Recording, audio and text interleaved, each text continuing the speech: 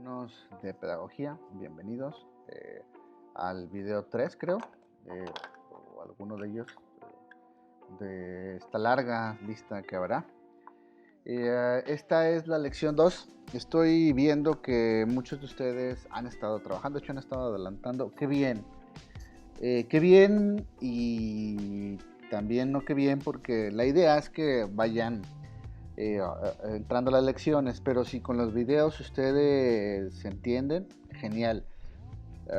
La idea es mucho el autoaprendizaje y la materia, por ejemplo, se presta para hablar de eso. A mí me gusta mucho la materia de pedagogía porque cuestiono el sistema, incluso el que yo les doy. Y ustedes tienen la oportunidad también de hacerlo. ¿Esto dónde va a ser? En los videos, en las sesiones en vivo que vamos a estar programando. Recuerden que son una vez a la semana. Aquí no se puede, es difícil, es complicado, se necesita otra configuración. Entonces, si volvemos a la escuela el siguiente semestre, lo podríamos hacer, pero el tema es criticar el sistema y creo que tiene muchas áreas que se pueden criticar a la escuela. Entonces, comencemos. Esta segunda lección es del tema de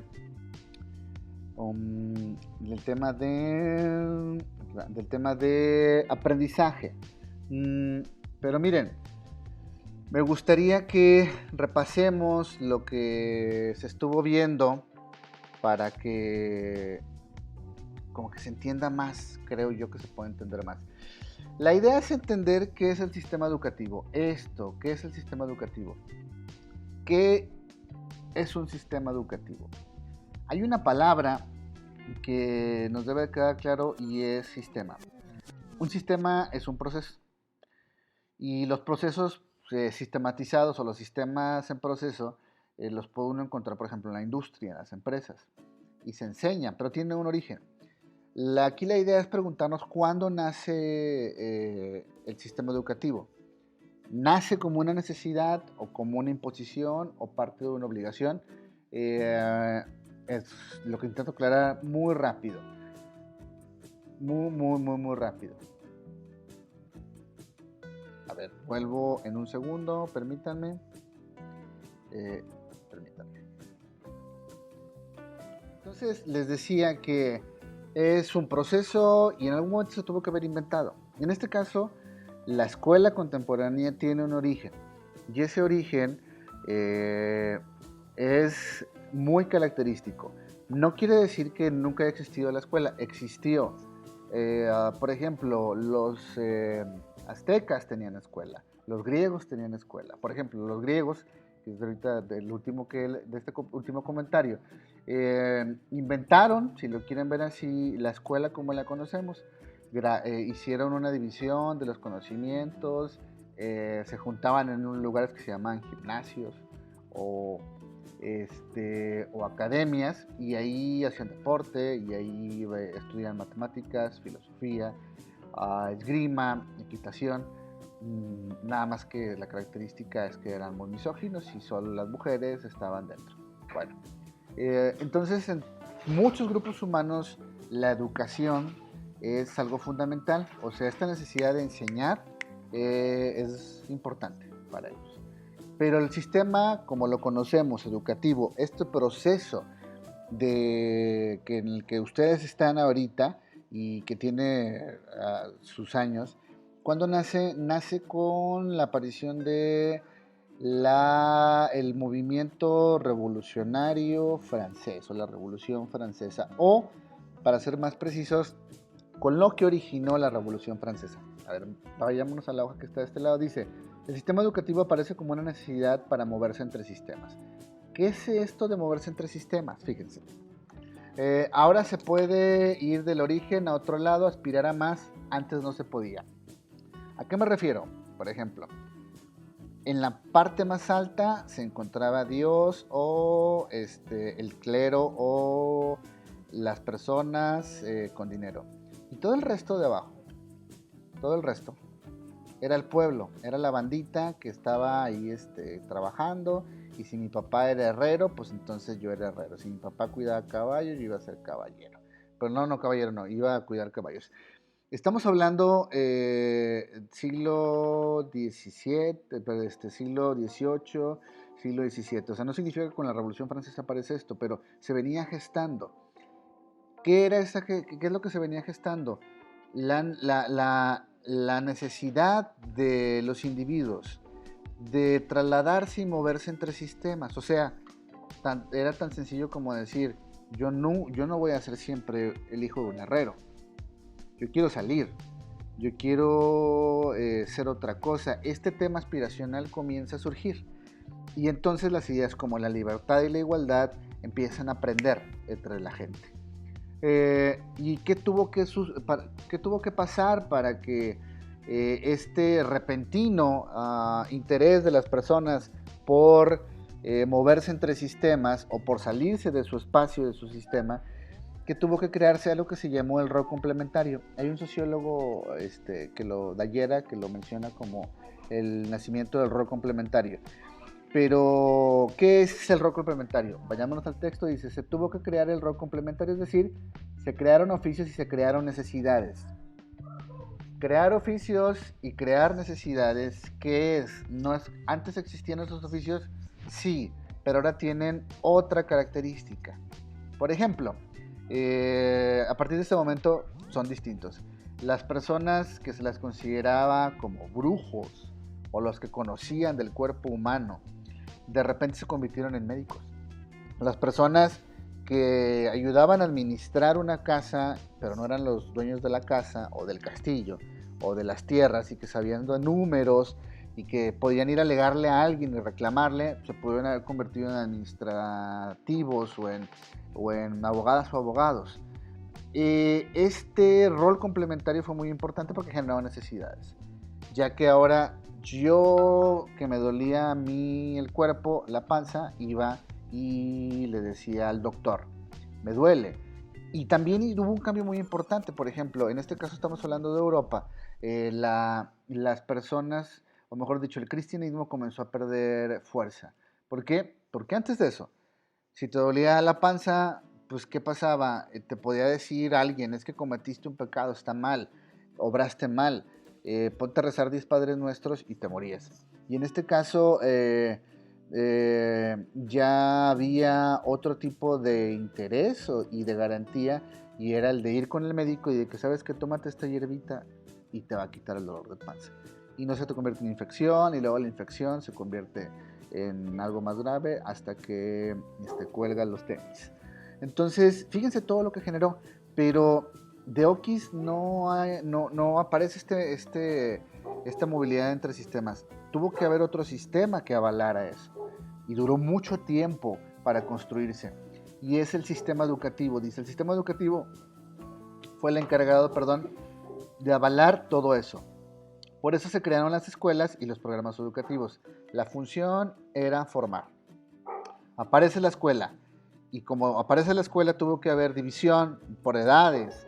De repente primero eran los varones los que entraban, después se incluyeron a las mujeres, y luego se empezaron a crear otros roles complementarios con más necesidades, como otro tipo de estudios, y ya no era nada más la primaria, la secundaria, que había que dividirse por edades. Todo lo que ustedes viven y han vivido durante muchos años, a veces como tortura y a veces con alegría, aparece en este momento. ¿Por qué se estudia? Vayámonos al texto. En principio, para crear necesidades y satisfacer necesidades.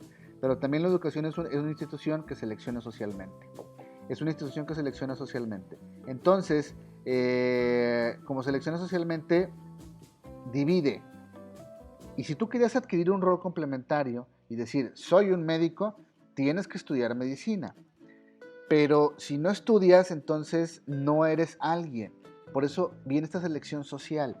Y la escuela, además de sociabilizar, de hacer que conozcas personas y de que comience a formarse tu visión del mundo y aprender en cabeza ajena, también te selecciona socialmente. Bueno, ya que hablamos de esto, voy a... Déjenme quitar esto rápido. Voy a lo que está acá. Miren, el tema entonces es el aprendizaje. ¿Cómo se aprende en la escuela o en este sistema educativo que se creó? En un sistema donde lo importante, pónganse a pensar, es aprobar o no aprobar. Independientemente de si se tiene esta idea de que aprendieron o no. Por ejemplo, yo me pregunto muchas veces si ustedes aprendieron o no, a pesar de que puedan tener muy buenas calificaciones. Y me he topado con casos de personas que tienen muy malas calificaciones y la materia les interesó mucho y les sirvió y aprendieron. En cambio, otros que no, les pasó de largo y tienen 10. Entonces, este tipo de preguntas surge con esta materia, pero la idea entonces es entender que dentro de todo este sistema en el que se encuentran ustedes, este sistema educativo que forma y que genera roles complementarios y que selecciona socialmente, existe el aprendizaje. ¿Qué es el aprendizaje? Vamos a leerlo aquí. Esta página es tomada de internet tal cual. Dice: los seres humanos y demás seres vivos experimentan el aprendizaje a través de diversos mecanismos. Se trata de un proceso constante en nuestro día a día. Sin embargo, puede resultar más notorio en los niños que en las personas adultas. Es cierto, los niños tienen una flexibilidad para el aprendizaje, tanto cognitiva como física. ¿Por qué? Porque su cerebro, hablando de lo físico, de lo neuronal, su cerebro se está formando todavía. Y en la capacidad física tienen más disposición. Ya cuando uno es más grande, es más complejo, son otros procesos. Por eso el aprendizaje y la enseñanza es distinta en niños y en adultos. Pero con los niños no. Y entonces uno de esos ejemplos es el lenguaje. El lenguaje, como este primer contacto, los niños lo aprenden porque están en el círculo familiar. Y ese círculo familiar o el círculo donde se encuentran seguros se los enseña. Hay una cosa que sí quiero decirles y que viene de la psicología y es bien distinta de lo que se enseñan en muchos programas educativos, incluso hasta en sociología. Que la formación o la idea de educación en los niños es algo que se aprende solo en la familia y que la familia es el centro. Hay muchas maneras de cuestionarlo y el ejemplo más claro es el lenguaje.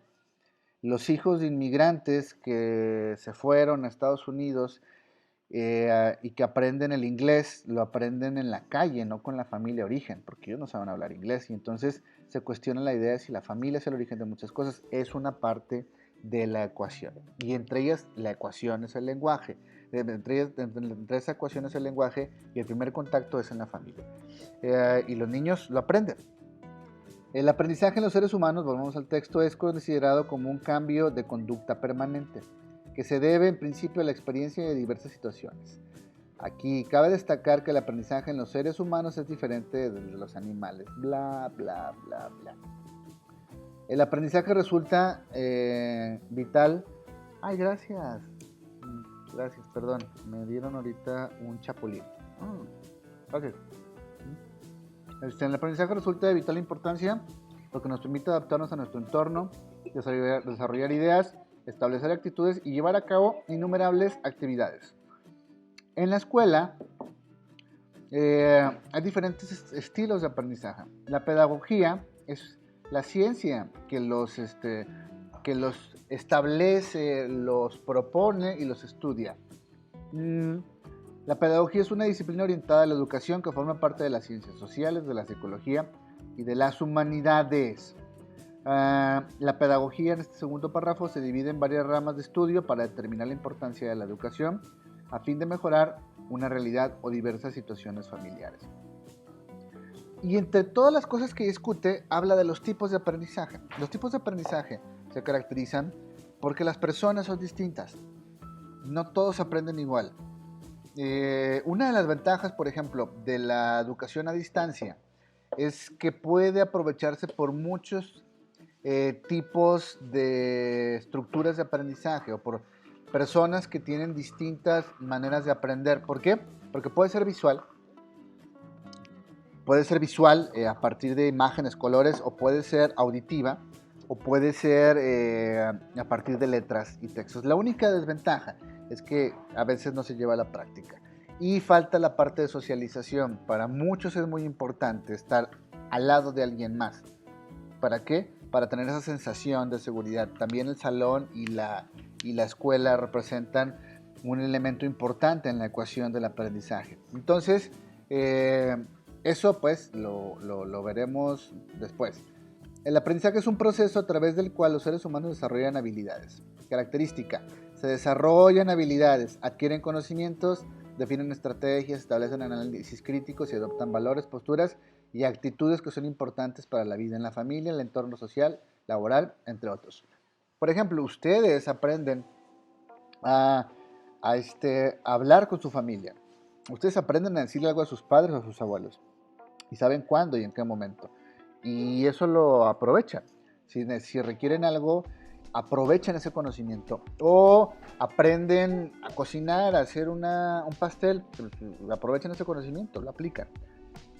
A ver, este es otro párrafo. En este sentido, el aprendizaje forma parte del desarrollo individual de las personas.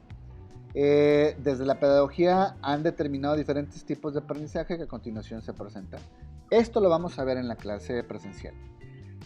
Solo me gustaría que lo revisaran, los tipos de aprendizaje, para que a lo mejor lleguen con una noción un poco más adelantada de lo que vamos a hablar. Pero, como estamos en... Permítanme, aquí, me voy a ir acá, está puesto acá. ¿Dónde estamos? Estamos aquí, si no me equivoco. No. Estoy tratando de encontrar el escritorio donde los tengo a ustedes, donde se encuentra. Ay, ando perdido. Bueno, no. Primero acá. No. Ya me perdieron, no puede ser. 18 de marzo moodle.com. Entonces una vez lo abro desde acá.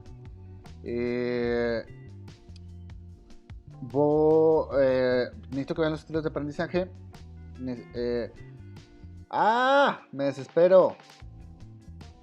Vuelvo en un segundo y ahorita les digo, entro ya con todo esto en orden. No, ya aquí está. Entonces, estamos hablando de pedagogía. Y viene la lección 2. Esta lección 2. Les recuerdo que se vence este próximo viernes y pueden entregar hasta el domingo.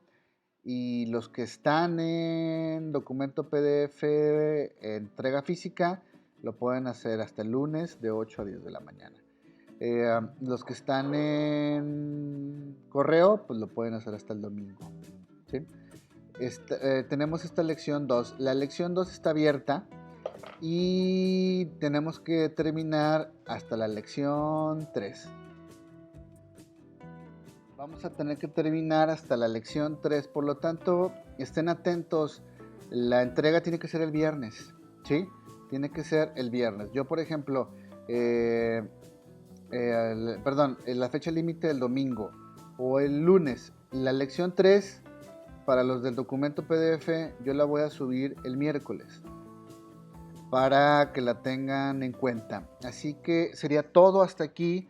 Nos vemos en la sesión que voy a programar. Probablemente sea a partir del jueves, si esto va bien. Si no, mañana. Ahorita veo el calendario y entonces ahí abriremos y aclararemos dudas. Por favor, cualquier complicación que tengan, me avisan.